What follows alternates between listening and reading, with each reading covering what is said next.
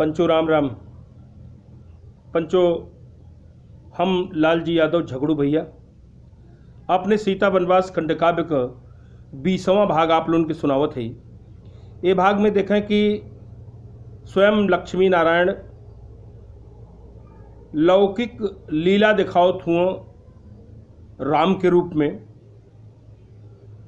और जब लव कुश के पास जात हुआ, लव कुश से बात होत हो, लव कुश ई ना जान पावत हूँ कि आखिर में ई के हुआ, और ये अपने लौकिक रूप में मर्यादा पुरुषोत्तम रामचंद्र भी ना जान पावत हुआ कि ई लव कुश के हुआ, जबकि सर्वशक्तिमान लक्ष्मी नारायण ये धरती पर राम के रूप में अवतरित भैल रहना।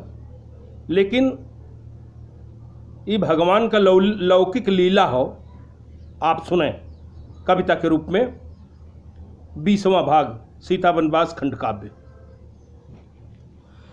कि पूछे रामचंद्र बेटा के हो घोड़ा बनहले, ताल ठोक लव कुश बोलल समानवा।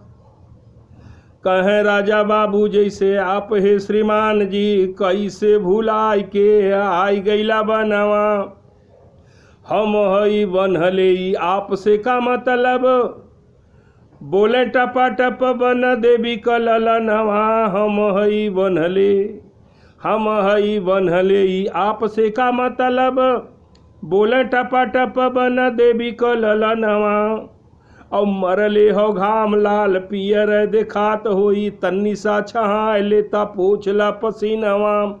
तन्नी सा छहायला पोछला पसीनवा। मन मन राम सोच निकलत कैसे बा, छोट छोट मुहावा से बड़ बड़ बतिया। लगत हो कि राजा महाराजा का कुमार, बड़ हर हौसला बा छोट अवकतिया। कहे घोड़ा छोड़ा चला दूसर खेलौना दई, बबुआ महंग परी घोड़ा का कीमतिया। कहे घोड़ा छोड़ा चला दूसर खेलौना दई, बबुआ महंग परी घोड़ा का कीमतिया।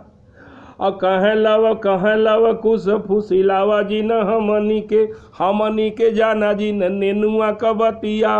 हमनी के जाना जी न नेनुआ कबतिया। जान के गदेला भले के तनु पढ़ावे राम, लव कुश 20 पर अपने पढ़ाई में। और लड़िका तक करत बाटे बाल हठ जम के, रामचंद्र मरे खाली अपने बड़ाई में। नान लड़िका ढिठाई करे लगल, तब कुछ राम बोले लगल कड़ाई में। नान लड़िका ढिठाई करे लगल, तब राम बोले कुछ लगल कड़ाई में। और पेड़े से बनल हर सोचे हनुमान जी, का हम बोली सिंदूर दूध के लड़ाई में। पेड़े से बनल हर सोचे हनुमान जी, का हम बोली सिंदूर दूध के लड़ाई में। कहे से कि हनुमान जी तो पहले जान गलन भगवान का ध्यान करके कि ई लव कुश के हुआ। आगे सुने आप, लव कुश का कहत हुआ कि घोड़ा नहीं छूटी आज कवनों कीमत पर, चाहे जवन मन कर तू बतियाइल। घोड़ा नहीं छूटी आज कवनों कीमत पर, चाहे जवन मन कर तू बतियाइल। आ ढेर मुँह घोड़ावा का आपके लगत हो, त बात बतियावा जी न लड़ के छोड़ाइल। भीख मांगे आयल हुआ राजा होके हमसे, भीख मांगे आयल हुआ राजा होके हमसे। काहे के लजात बड़ा नौछी बिछायला। भीख मांगे आयल हुआ राजा होके हमसे। काहे के लजात बड़ा नौछी बिछायला। और दूध लल करल सब मांगी के सेनुरवा के, आवा राजा आज यही दम फरियाल। आवा राजा आज यही दम फरियाल। और फिर लव कुश गुस्से में बोलत हुआ कि गुस्सा होके कहे अब ढेर बतियावा जिन, दूध पानी अजुए यही फरिया जाई। और पीछे न अंगूर भर तोह से हटल जाई। फिर से सुने छंद के कि गुस्सा हो के कहें अब ढेर बतियावा जी न दूध पानी अजुए यही फरी आई जाई। और पीछे न अंगूर भर तोह से हटल जाई तोहरो अखिया क पट्टी उधिराई जाई। चाहे कोख हमनी के माई क उजर जाई या केहू माई क सेनुरवा धोआए जाई। चाहे कोख हमनी के माई क उजर जाई या केहू माई क सेनुरवा धोआए जाई। सना सन बान मारब हमनी क बान बा केतना चलैबा राजा अंगूरी खियाई जाई। केतना चलैबा राजा अंगूरी खियाई जाई। लौ कुछ के का पता कि हम कैसे बात करत हई। आगे देखें, आगे भी कहत हुआ कि 3 जने घोड़ावा छोड़ावे अइले पहिले पार नहीं पवल पर अइले लजाय के। और बनत रह एक जने ढाक मार देहली एक जने चित्त भय धोबी पाट खाय के। ढाक और धोबी पाट ये कुश्ती का दाव हो।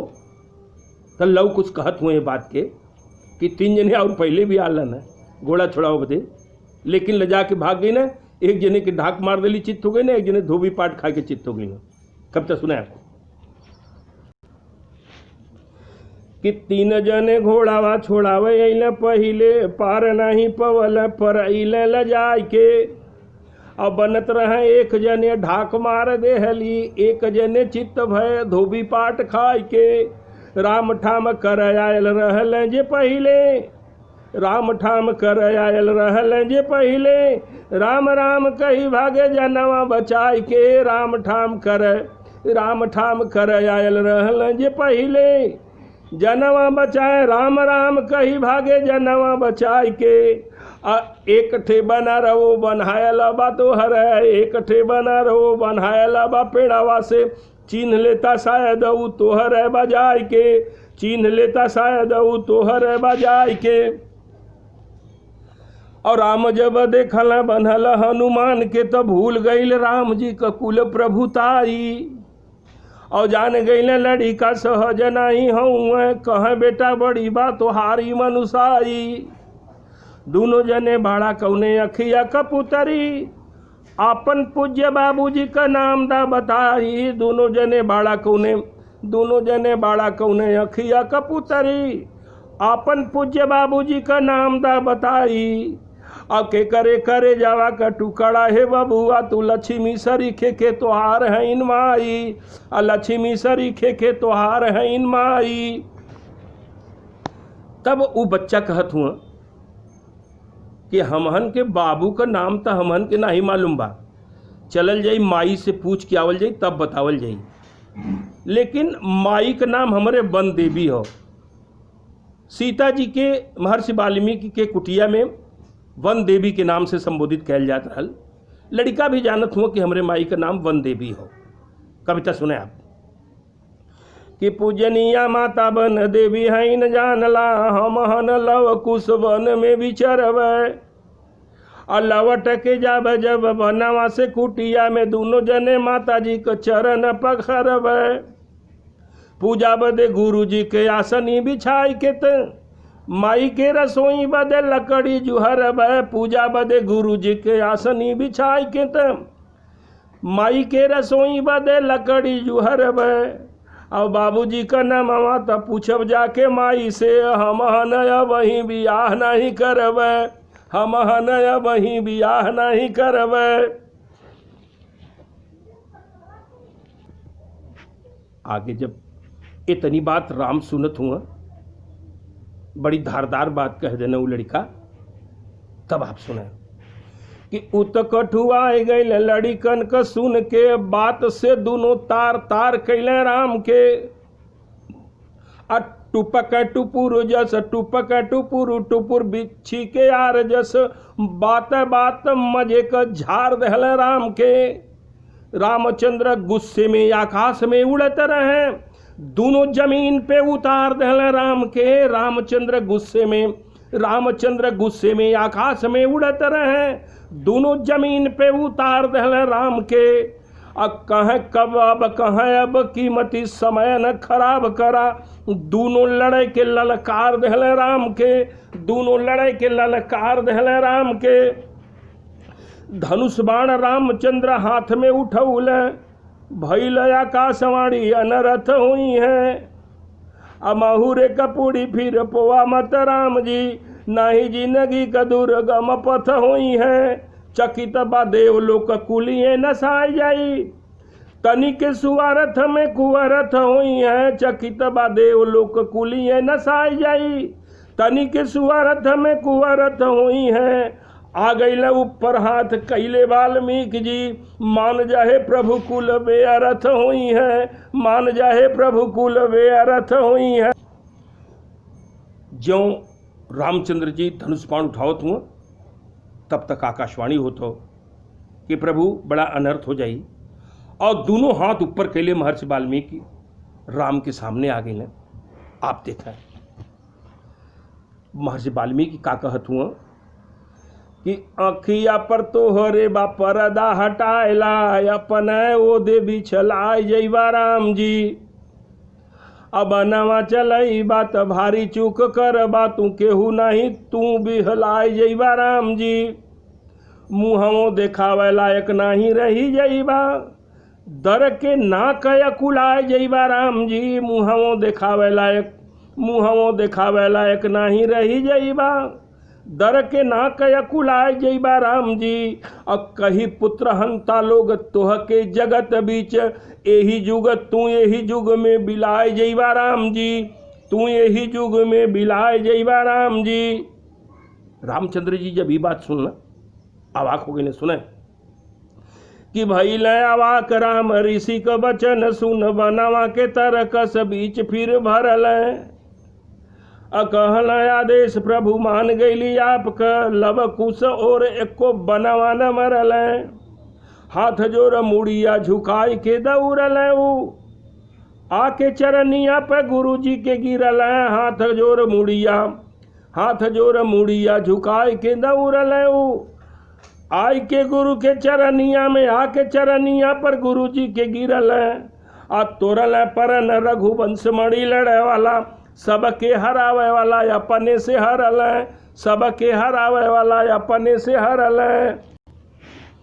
और महर्षि वाल्मीकि आज ये भेद खोल देत हुआ कि आखिर ये लव कुश के हुआ। आप सुने महर्षि वाल्मीकि कहें कि कहें ऋषि अखिया कपूतरी ई लाल मोरे, ई मोरे कुटी का सिंगार हुआ प्रभु जी। बहुत जतन से जियवली जोगवली है, जाना मोरे मूड़े उधार हुआ प्रभु जी।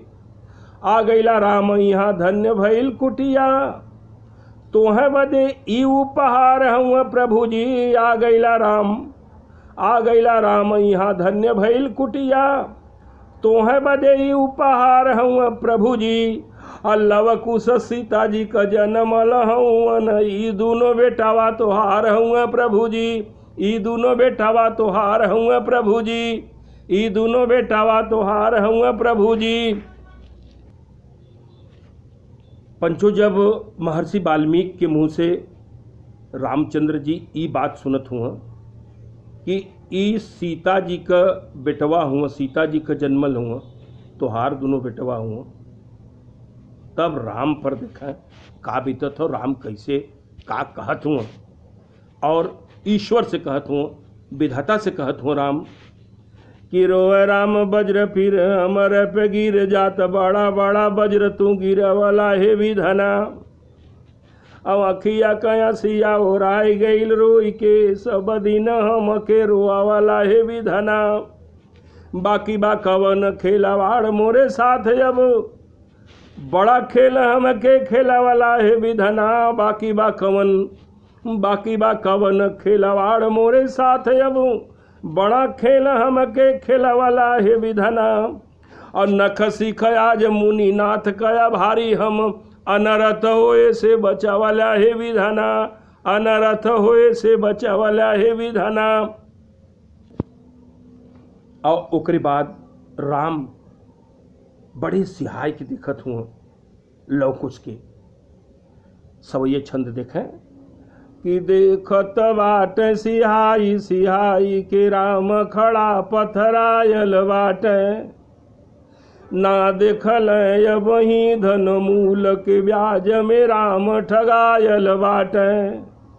सियक दर्शन पावे बदे मनवा घबरायल बाटे, सियक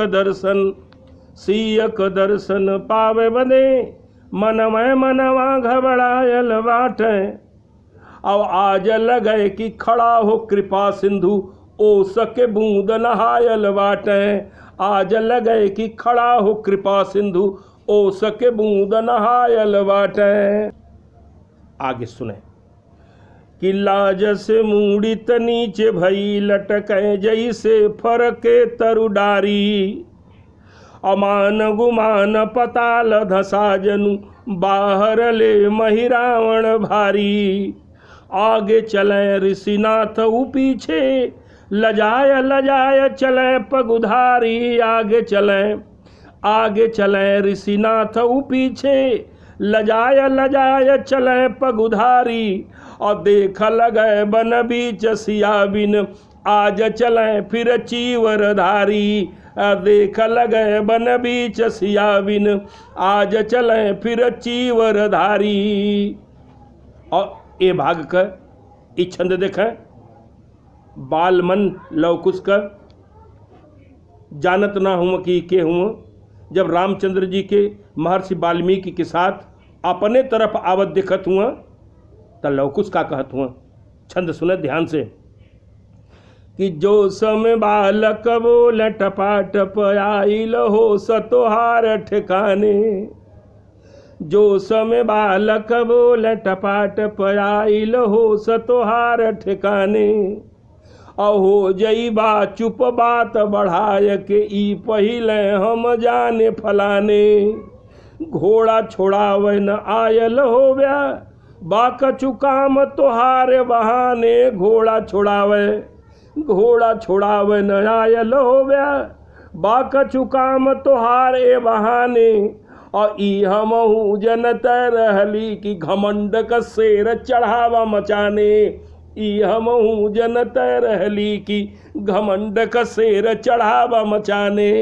पंचो ई 20वां भाग यही पूरा होता। आगे के बात अगले भाग में हम आपके सुनाइब। आप सब लोगों के बहुत बहुत धन्यवाद। पंचो राम राम।